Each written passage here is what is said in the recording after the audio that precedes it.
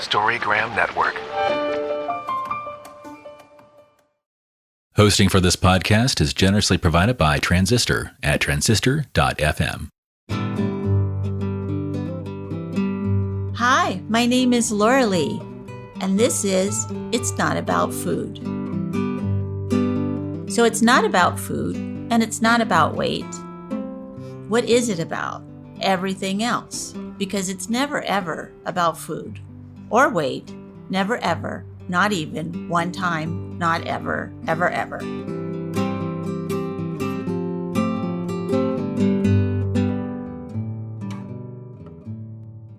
Hello, everyone. This is Laurelee from It's Not About Food podcast. And today we are talking about sexuality.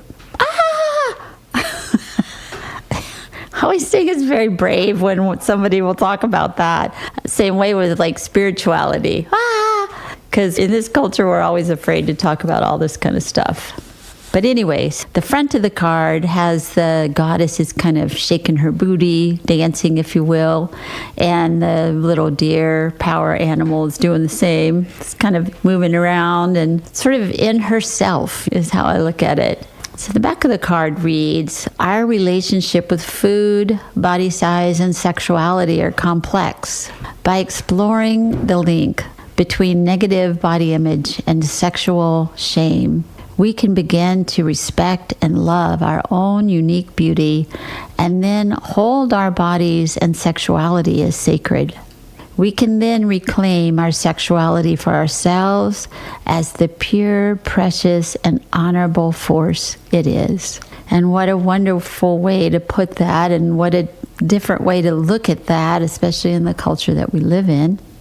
That, we get to hold our bodies and our sexuality as sacred. That is an idea that has long been coming to all of us, women and men, in the culture that we live in. And I feel that, again, the way that we're taught to think of our bodies in this culture is, or I was taught, let me just talk about that, was as a commodity to be bought and sold. As a girl in San Antonio, Texas in the 50s, my only commodity was my body. That's about all I had. That was going to be my ticket to money and a family and a home, and my well-being was my body. And so it took a long time to let that go and think about, no, it's myself. It's myself that's going to make or break this. And because I wanted my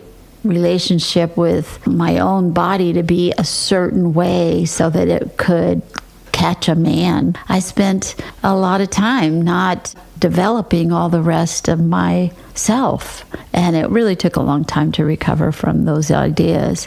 But I love that to think about it as our sexuality as the pure and precious and honorable force is so much different than how I was raised. And I even see girls today go into schools and talk about body hatred and disordered eating.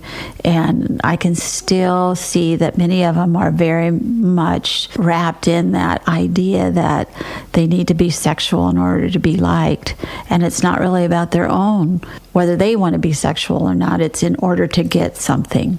So we have really bought and sold ourselves for many years, and it'll be a great day when we don't do that anymore. So I'm so glad to have Kaitlin here today with us to talk about what she's doing in this neck of the woods and what this swimming pool that we're swimming in, this body image and sexuality and disordered eating and all the ways that we try to cope with our feelings. So I'll turn this over to her and introduce her and what's she doing? Why did she pick this card and what's up with her? Thank you, Laurelee. Mm-hmm. I think this card chose me. I have more of an intuitive process with decks where I have been taught to hold the deck and sort of put my energy into it with an open intention to receive something. So that's what I did. And I picked this card. And my first thought was, oh, this isn't very spiritual. I know. We're not taught that it is, right? But you know what's funny is it's sort of like upon first glance. And then I did a little bit of writing about it and made some connections that, and even as you were speaking just now, it makes me realize what a powerful force sexuality is. And even, you could think of it from a spiritual place.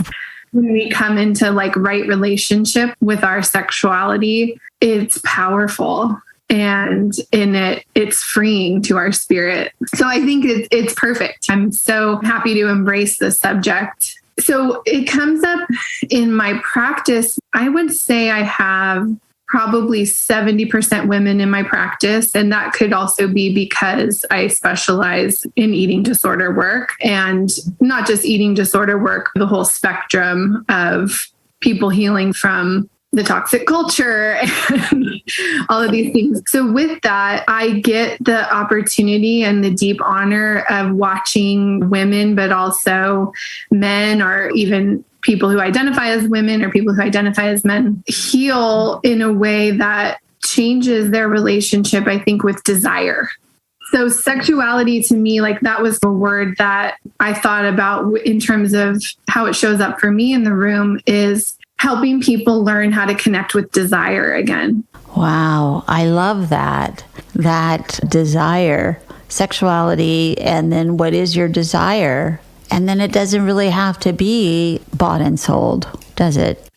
Right. So being bought and sold is that, how am I perceived? That very like constricted, very like masculine kind of energy that we get stuck in. I have to look a certain way. I have to be perceived a certain way, whether by men or just society in general, right? Just to get ahead. Yeah. And so when we start to kind of explore from a place of more like internal curiosity, and it could be coming from the place of, what do you desire with food? And how have you left very little room for that with your relationship with food, or been scared of what you desire from food? It can start there, but then it can really blossom. And it also kind of comes out too in the way that people think about, this is really common in my work. What kind of movement do you desire? When your body wants to move, what's a way that you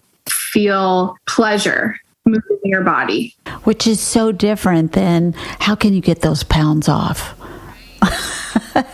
Completely different. Right. We're moving from a place that's super analytical, super masculine energy, very logical, thinking about the body, thinking about food, thinking about exercise, and trying to come into a different place. I mean, I'm kind of talking about archetypes here. Like I'm kind of using more like Jungian language a little bit, but like, how do we bring in more of the feminine energy? And how do we move towards this softer place that's more about desire and lovingness, like a kind of a loving energy? Yeah. And I think what you're talking about is what I had high hopes for, the sort of the yoga idea maybe 20 years ago or so, when it first started to be really popular in the culture that we live in, or in America. And it's an ancient art. I mean, it's an ancient movement, but we discovered it here as we do. But anyway, but it got so weird so fast that it became about, how many times did you go to yoga today? And was it really hot? And did you wear like hardly anything? And, did you have wheatgrass before? It was this whole, it like turned it into this whole money-making, crazy thing, instead of this sacred art of learning who you are and how to be in your body. And can you breathe through this posture, and can you breathe through this? And even though teachers were still teaching you, how to be grateful when you started and how to say thank you to yourself when you ended, there was still a lot of pressure on you to be a yoga body. Yeah. Very much so. I think it's shifting more, but I mean, I have a long history with yoga and practice of yoga, and I've watched it change over time from very male dominated. And even the teachers who were following in those lineages, they're sort of the ones who were revered had very masculine kinds of bodies, very like lean and tall and strong. Yeah, even though they were teaching something that was very loving and flowing, there was still that picture in front of you of a very thin body. Yeah. So that's hard to dismiss. But it's changing. I think it's changing more now, the leadership in the communities, and I think the types of bodies that are allowed to be there. Yeah. And I think also that everybody has started to claim it as their own, that I still want to go and do this wonderful exercise for me. And I'm just going to bring the body that I have to the class. And if anybody has a problem with that, then whatever about that. But yeah, you're right. And so if we go back to the card, how do you think is exploring the link between negative body image and sexual shame? How do we go from that to the respect and love of our own unique body with not much help around us telling us that it's, first of all, that it's doable, but that it's even okay? Yeah, it seems like there's something about the holding space of therapy that is providing something different for people, maybe a softer conversation, more curiosity, less rules. Yeah. Yeah.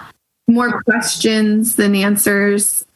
I really try to invite my clients to keep in mind that it's their space. And I think also try to, maybe introduce questions to them that are novel, that are not perpetuating like the dominant ideas that might still be out there. And I think that's different a little bit, rather than being told a way to be or given kind of like a frame to try to fit into. Having someone get curious with you about your own experience is very different. That I think gives a little bit more room for investigation. If I'm ashamed of my body, why? Like, where did that come from? Where did those messages, how did they get in? We're not born that way. So where did they come from? And just being really curious to let them unpack some of that stuff and start to maybe remove it from them, a little like kind of taking off pieces of clothing, like, oh yeah, somebody put this on me and I don't like it. Yeah, it doesn't have anything to do with me. Yeah, when we have a statistic of that, so many men and women have been sexually abused or inappropriately talked to or touched in a way. And, it's hard to think we ever get out of this quagmire of pain and struggle and shame and guilt, and to claim this beautiful part of us that has been so tainted, Yes. And I think you're talking about something more specific within what shows up in the rooms.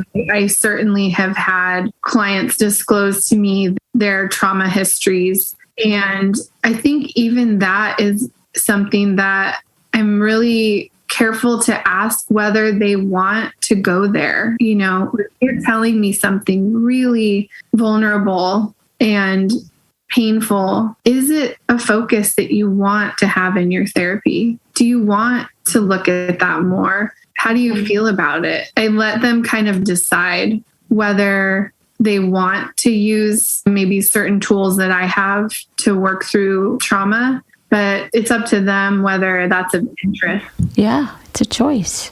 Yeah. And I think for those who are interested, I've seen really beautiful work be done. I use cognitive processing therapy in a situation like that where someone says, I've talked about this, but I haven't worked through it and I want to. I use cognitive processing therapy, which was originally developed for PTSD for veterans. And I was actually introduced to it through a training with Montanito, which is one of the recovery programs, who they made it seem like a good fit for my practice because I wasn't really ready to jump into getting trained in EMDR. And it was something that they were able to use with people in a short-term way, where if they didn't have time to get through all the resourcing that EMDR requires, they could still use CPT to have an effect on the trauma narrative. So what's kind of an easier way to tell somebody if they're having a loop-de-loop memory or thing about something that had happened a long time, that they can set their mind on another little groove about that? So what I like about, and I've done this with clients who aren't doing the full course of CPT, I've used this reframing with them as well, because I think it's really helpful, because so much of trauma work in the past was about going back into the narrative. And I think since then we've learned how harmful that can be. So for clients, I try to help them identify, yes, this thing happened to you. And what do you think the impact of it was? What were the beliefs that could have been created based on that happening to you, that you developed about your belief about yourself, your world, your sense of safety, your sense of trust in other people? And we kind of make a little list of some of the things that they can identify. I love that. So that really helps, I think, put some perspective on some of the cognitive processes that are happening. And also it can help people understand why they might be having certain situations come up that are eliciting their trauma memories. And then if they want to do like more work from that to work on the beliefs themselves, we do. But I think that's one kind of short answer to that question. No, I love it. And I think it's certainly so much more accessible for people, especially if they're just like, why do I keep getting the same person in my life? Or why am I constantly triggered by fill in the blank? And then you go, how could you have not, once you look at where it all came from? That's so hard. Because again, we're kind of talking about shame, right? People, when they see themselves in patterns, tend to blame themselves. And it's so much bigger than that. So much bigger. But I think it also gives them that little separation enough that they can get in between themselves and say the behavior or the thoughts or the shame, and say, again, like, I've been wearing this shame coat for many years and I think I'm going to take it off now. Yeah, it's hard. I think the first step sometimes is just being able to see things in black and white on a piece of paper. It's a different kind of awareness. You know, I was really brought up in my graduate school training with a lot of mindfulness practices. They were really just infused into my program. And I think that's a big part of what I'm always trying to help people do, is sort of separate from thoughts. You know, these are thoughts, and of course they have an origin that makes sense. But do they make sense now? Right, exactly. We are smart cookies. And we were smart little girls to come up with some of the ways that we've had to navigate through things and keep ourselves safe and maybe separate, or not let the tiger eat us. And it's, I don't know, some of those things, to come to the place where you don't really need to do that anymore, or you don't need to believe that anymore. And you can let that thought go and know that it's a thought, it's not reality, is such a breakthrough moment, break free. Well, and you're even naming the really important part, which is to be almost in gratitude for it, right? Like, if we're just in shame, how could I keep thinking this way? It's so hard to access, like, the wisdom that this belief was there because it was working for you. It was keeping you alive. It was helping you in some way. And sometimes this isn't so easy to do, but to have some appreciation for those survival skills. For sure. And for yourself, for coming up with something that worked for however long it did. Yeah. I think there's often a lot of, when people can access that, there's often a real felt sense of sadness that comes up. Yeah, for sure. A lot of grief, right? Like, for themselves. Storygram Network. Welcome to One Media, One Media. When you're whining with nurses. It's a place I like to call The Bleed. My name is Laurelee, and this is It's Not About Food. The art of being yay isn't just something he developed. Storygram Network. That whole part of me was lost, or I don't even remember that part because I had to just bear down and get through it. Yeah. What are you doing these days? So you're doing individual clients, I assume on Zoom. I see people in person also. Mm-hmm. Good. And are you doing groups at all or anything like that? No, it's really just individual work is my sweet spot. I had a foray with teaching DBT. Loved that when I could do it, but I have 2 little ones. And so I really prioritize what I focus on right now. Of course. But I love DBT and it certainly informs my work quite a bit. And it actually, I was thinking about DBT because one of the tools from DBT that's related to this conversation, when people start to get in touch with their pleasure and their desires, the hardest thing is to try to manifest that in their world, right? To ask for that. If they need something from other people, if they need support from them, if they need them to watch the kids so they can do something, if they need them to please them in a different way, they have no language. No. For me, being the age that I am or the time that I grew up, it's you just got another boyfriend. You just didn't want to talk about it. Just a different, new, change it up. Change it up. Just leave that person. It's too hard to talk about. Maybe the next person I won't have to talk about. And they'll just know somehow. Yeah. And that's what I love about DBT, because I think the interpersonal skills that are taught in DBT, they're just so foundational in learning the mechanics of what works. And so I love bringing that in and teaching that to people. And I don't even usually get the worksheets out. We just talk through it and do role plays and stuff like that about how to use the language.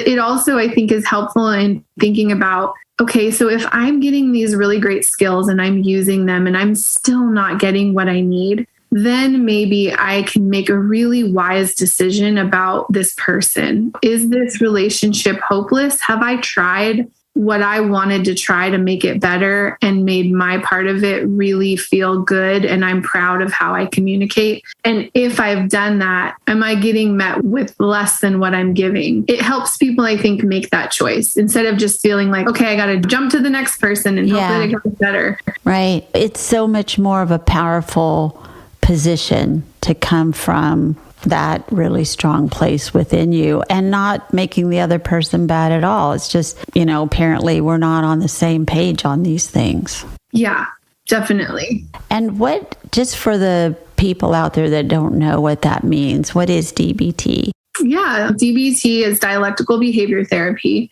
and it was developed by Marsha Linehan, who is a very famous therapist and teacher at this point. And it includes 4 modules. It was originally developed for people who had very intense emotional experiences, and some of them who were chronically suicidal. And it was this set of skills that were meant to help people improve their quality of living and kind of stop living in a very reactive, chaotic state. And that includes our relationships. And the core beginning teaching is mindfulness. And so mindfulness is taught first. And then the other 3 modules are interpersonal effectiveness, distress tolerance, and emotion regulation. When I first was taught DBT by my supervisor when I was an intern, I just felt like these are just really good instructions for living. I know. Why don't we have these? Yeah. It's a crapshoot whether your parent knows how to do this themselves or how to teach it to you. And I think that little babies should come with a sheet that say, this baby needs these things. Well, how lucky are your kids to have some of these skills that I didn't have? And I don't know if you had them or not, but just to have some of these skills that are so baffling to the rest of us. It's beautiful. Yeah. Well, as I'm sure you know, it's easier to teach something than practice it. Yes. Yes. Well, certainly not perfect, but the knowledge is all in there. Yes. Yeah. My son is grown, but I've often told him, I know exactly what to do with your life. Me, not so sure about mine. If you just follow my directions, you'd be fine. Yes. A lot of humility, I think, helps. Yeah. Yeah. Anyway, so can you read this last part of the card? Today I will practice. Today I will practice realizing it is not my size that limits my sexual experience, but rather it is my shame and fear, the same feelings that are so often at the core of my struggle with food and weight. I will experiment with looking at my body, the expression of my sexuality, and my sexual desires as natural, pure, precious, and sacred. Boy, don't we just wish this for every living being as they're walking around on the earth? And I love the first part of it is I'll practice realizing it's not my size that limits my sexual experience. That so many of my clients, and I'm sure your clients, just, when I lose weight, I'll be able to step into that part. But right now, I'm not going to. Or when I get this eating disorder handled, or when there's always a when. And, may or may not ever come that when. Yeah, it reminds me of just all the noise that we have to sort of clear away in order to make space for our bodies and like our energy. Like it's so much easier to just get all small, right? Get small with everything, your feelings, you know, your desire, just have only this much space for it. I mean, it seems easier, but I don't really think it's like actually easier. It's horrible. Well, it feels more in control, doesn't it? When it's smaller. Oh, yes. I only have to control this much. I'm holding up my hands as I do this. I think about my work with clients and how much of it is about boundaries and really learning how to set boundaries in their world with what they're trying to claim space for. That I'm really trying to love myself and not diet and not hate my body. And so therefore, I can't be around people who want to talk about dieting. Right. Or maybe I tell them I'm on a journey right now, and that type of subject is really hard for me. I saw a cute bumper sticker the other day. It said something like, unless you met a famous person, no one wants to hear about your workout. At the gym. I didn't put that part. Like, unless you met a famous person at the gym, no one wants to hear about it. So, yeah. I mean, I had a client the other day who was telling me about some personality that wrote a book about losing all this weight and keeping it off. And I just said to her, do you think you would want to hang out with that person? Yeah. Like, would you want to be friends with them? And she was like, no. And I said, why? And she said, because they're so rigid. I said, yeah. This person sounds like, it would be really hard to be around them. I know. I was traveling last week and I was in a breakfast bar, at the hotel. And there was this just constant chatter of, oh, I shouldn't have this. Or do you have this gluten-free? Do you have anything like this, fat-free? And it's just like, this is a breakfast bar at, a Hilton. So it is what it is, So probably not. And just that I'm not okay unless I get the perfect food in order to eat so that I will lose weight before lunch or something. Yeah, I mean, it's really pervasive. Yeah, it's in the culture, it's in the generation. Like most of my clients are working with many generations of feeling shame about their body for whatever reason. And it's bigger than them. And it's really, I think that's why right now, when people are doing work on accepting their body, there's a way that I think social media can be helpful when people are plugged into the right places. And I try to guide them to podcasts in different places because we need to amplify the voices of sanity. That's right. We do. I mean, we have to hear more of that to drown out the rest of the bull to be honest. Of course. And we need people who are strong enough and brave enough to stand up and go, I don't really want to talk about that. What books have you read lately? Or did you see a good movie? Or boy, it's beautiful outside. Let's go for a walk. Yeah. I love Lindy West's work. She has a great book called Shrill I've given to clients. She's amazing.